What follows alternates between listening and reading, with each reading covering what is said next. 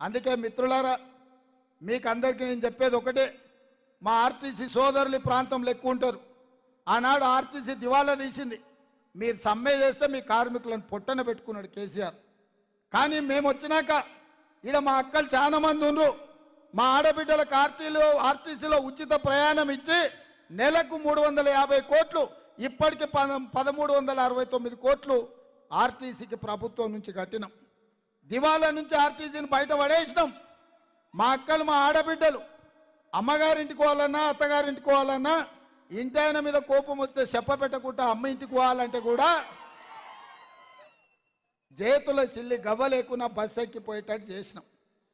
యాదగిరి గుట్టకో లేకపోతే భద్రాచలంలో రాముల వారిని దర్శించుకోవాలంటే ఒక్క పైసా పెట్టుబడి పెట్టకుండా దేవుళ్ళను గుళ్ళను దర్శించుకునే పరిస్థితి తెచ్చినాం.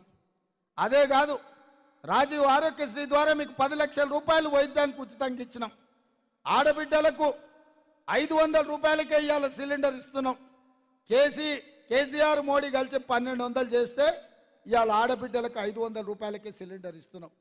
ఇంటూ కరెంటు చూస్తే కరెంటు షాక్ కొట్టినట్టు ఉండే 200 యూనిట్లు పేదోళ్లకు ఉచితంగా కరెంట్ ఇచ్చి ఇవాళ పేదల్ని ఆదుకున్నాం.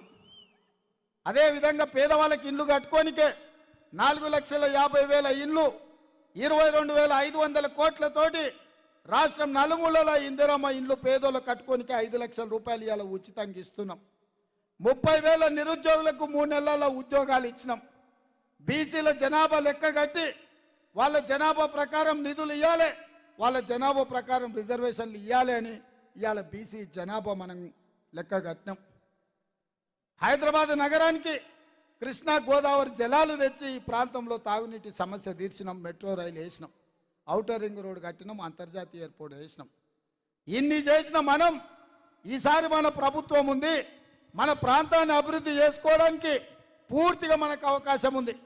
అందుకే ఈ ఎన్నికల్లో ఈ పార్లమెంట్లో ఎల్బీ నగర్కి అవసరమైన అభివృద్ధి, హయత్ నగర్ వరకు మెట్రో, మూసి ప్రక్షాళన, వికారాబాద్ నుంచి నేరేడ్చేర్ల నల్గొండ జిల్లా వరకు మూసిని మొత్తం ప్రక్షాళన చేసి మంచి నీళ్లు బారే విధంగా ప్రాజెక్టును పూర్తి చేసి మీ 118 జీవో పరిష్కారం చేసి మిమ్మల్ని ఆదుకునే బాధ్యత నాది.